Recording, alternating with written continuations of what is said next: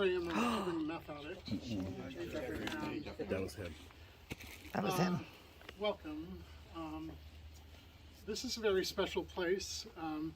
In 2008, I'd attended Bill Coffey, the founder of CMA, his memorial service in September, and at the end of October, we were up here for Finding Fellowship, and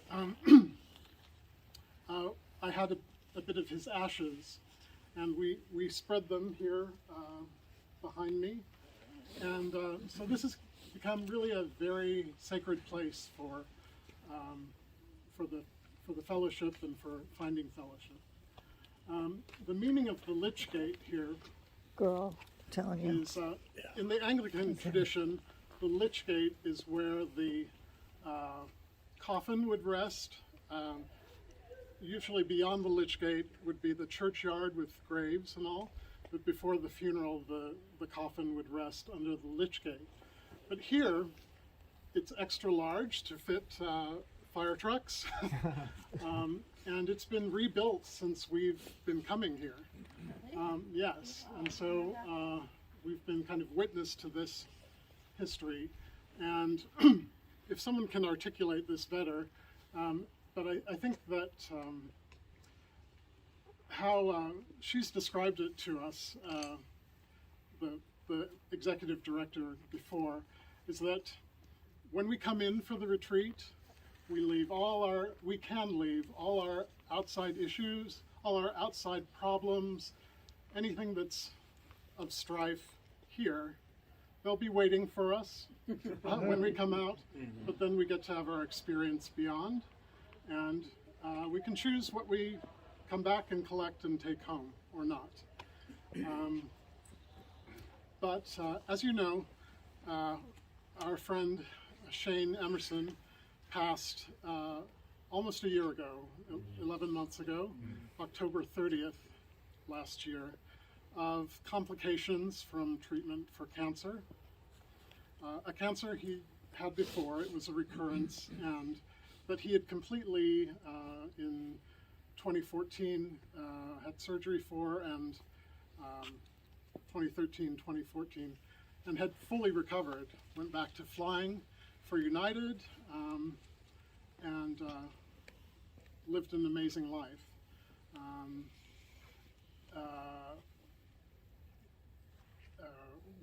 A number of Michael and Shane and I all turned 50 last year, and got to celebrate with a trip to Hawaii, and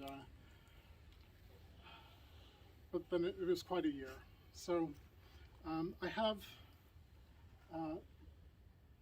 this is a reading that Marvin's going to read that we selected for his memorial service, and it's from that wonderful NA book, Living Clean. From NA's Living Clean, the journey continues. Love is a form of intelligence. It's the institution that brings us to the right words when there are no words, that tells us when to step forward and when to back away. We feel love when we speak truth. When we are in our higher power's will, we naturally carry a message, and the message we need finds us. We tap into a love that is greater than ourselves and find that we are able to do things we never thought possible. Brilliance comes through us. We move to our own rhythm, finding a pace and a direction that is right for us. The trip is inward and it never stops. We take action in our lives and in service to others, and we are amazed at the results. We live with dignity, integrity, and grace, and we know we can always get better. The more progress we recognize in ourselves and our fellows, the more we know is possible. We continue to discover new ways to live, new freedom, and new paths to explore. We travel together as one in fellowship, and we pave the road as we walk it for all who may follow.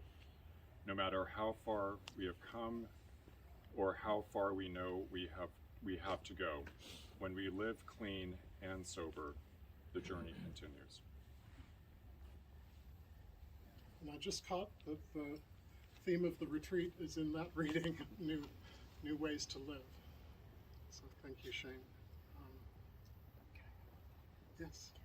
I just want Robert, crystal meth addict, and also this retreat was a very special place for Shane, and he came here every year. And you know the costume party that we're about to have later tonight was very important to him. He was always one of the best dressed and most fabulous costumes, and so this is a really appropriate place to celebrate Shane's life and to leave some of his ashes, in my mind. His iconic looks from geisha Yes. to Land O'Lakes girl to Indian woman to Leia. Princess Leia. Oh my God. Orbs, on and on. orbs. And he really pushed himself too and showed up Flying through here. In new ways here, and he loved this place. If anyone would, we'll just open it up.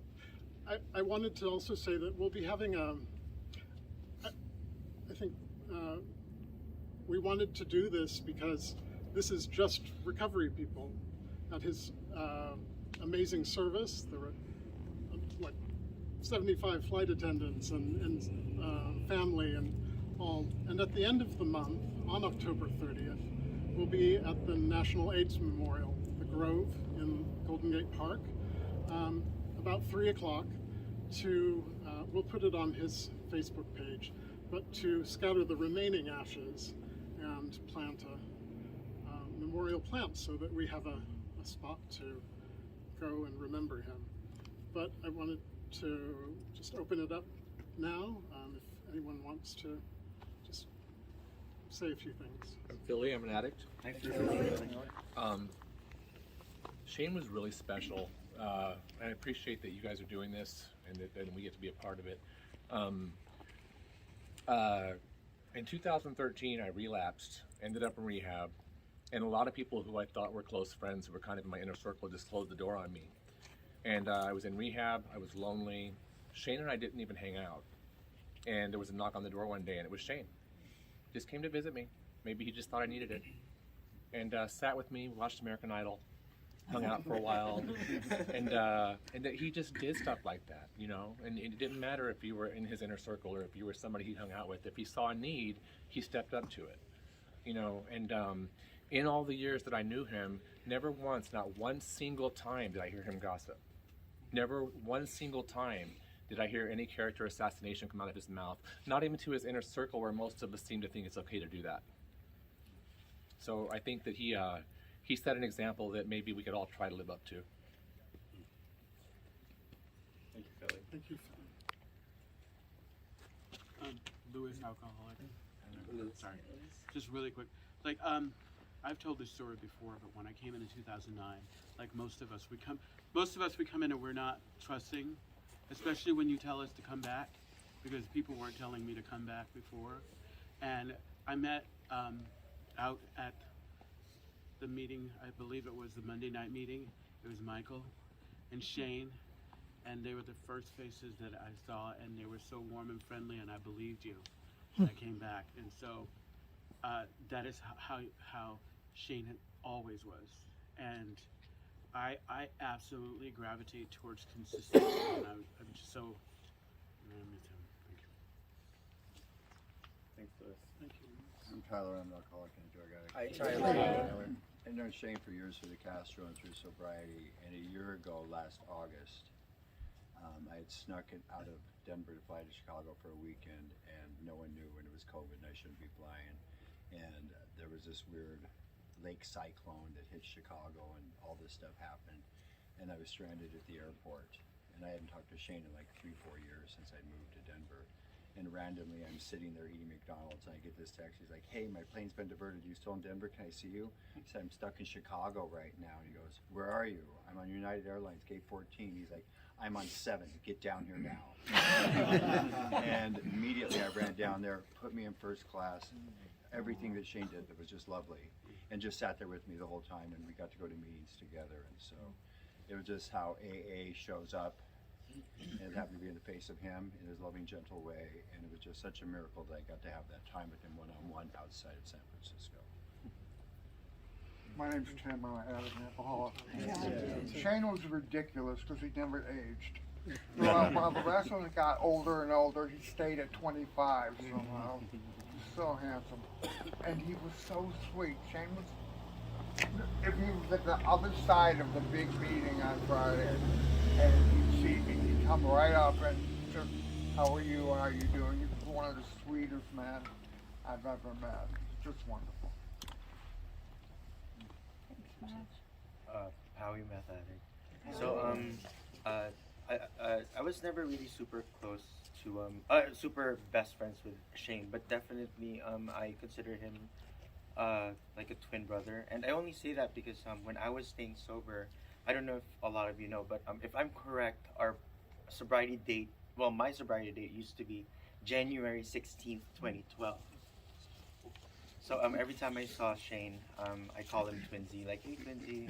And then you know, being Howie, I know I could be inappropriate sometimes, like, you know, as far as the words that I use, but he was one of those that kind of indulged me, and I actually also call him my Asian friend, and you know, him being half Asian, like, he really acknowledges the inappropriateness, and he accepted how weird I was, you know, so that, you know, and I think that's definitely noteworthy as far as my experience with Shane's life is concerned. So.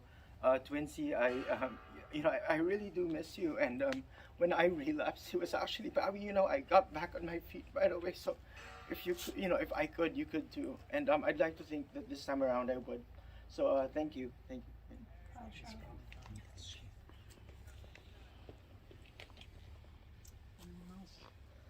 My name's Karen. I'm a crystal meth addict.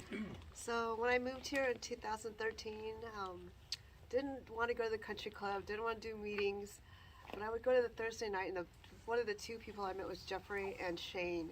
And there's something about the two of you together and how sweet you guys are.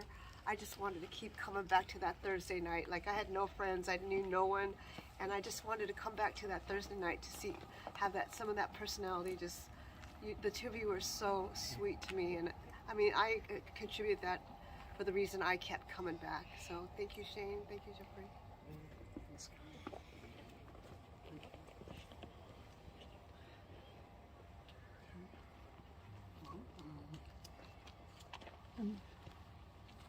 I don't know.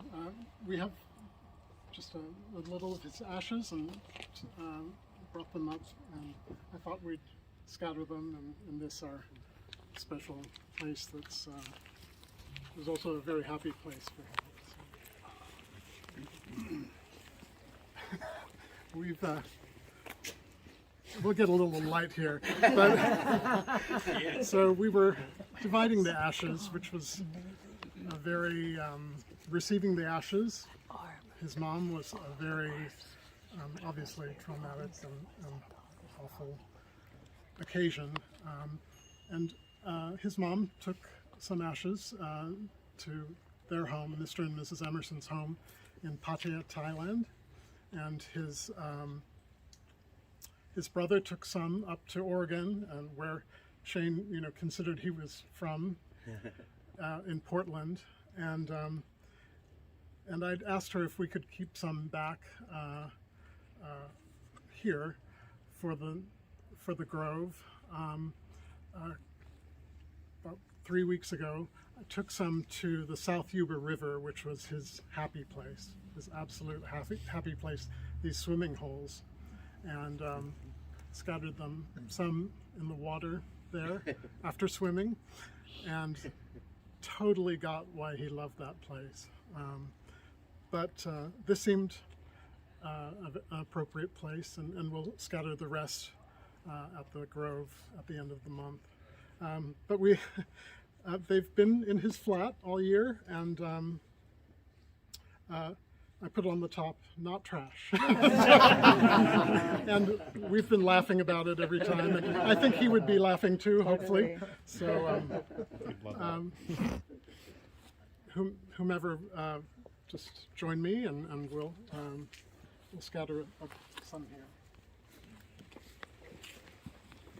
It's easier to go around here, actually.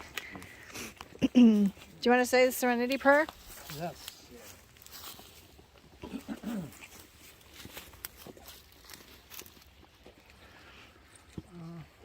Let's be we. Yeah. God. God, grant us the serenity to accept the things we cannot change, the courage to change the things we can, and the wisdom to know the difference. They're everywhere.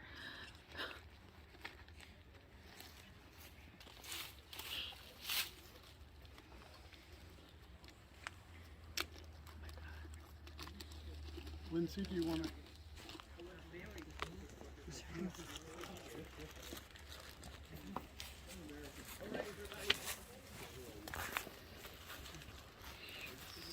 is all this. Yeah. Tumble down.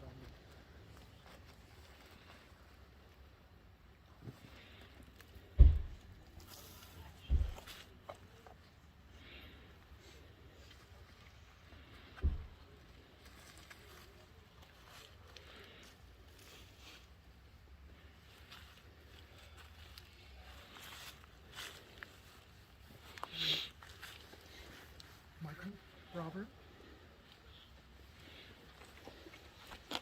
Whomever.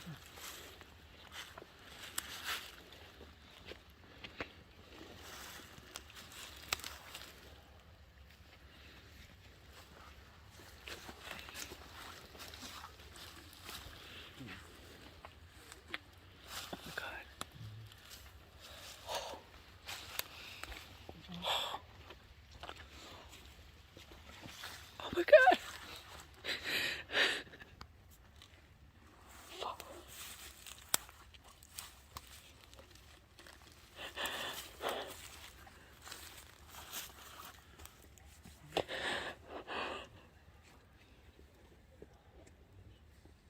We love you.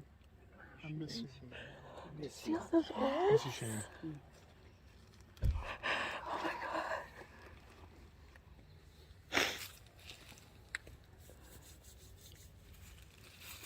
Let's just take a moment of a minute of silence. Posted.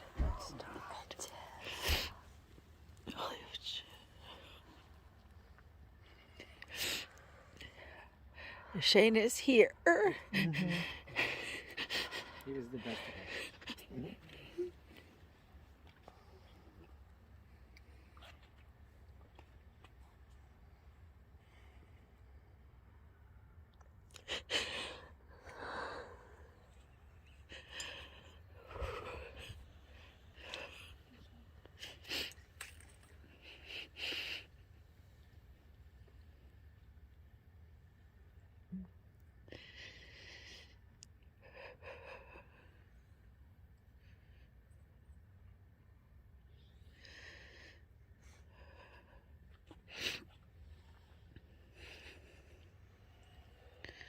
Amen. Frida. Thank you, everyone. Frida. It was like raining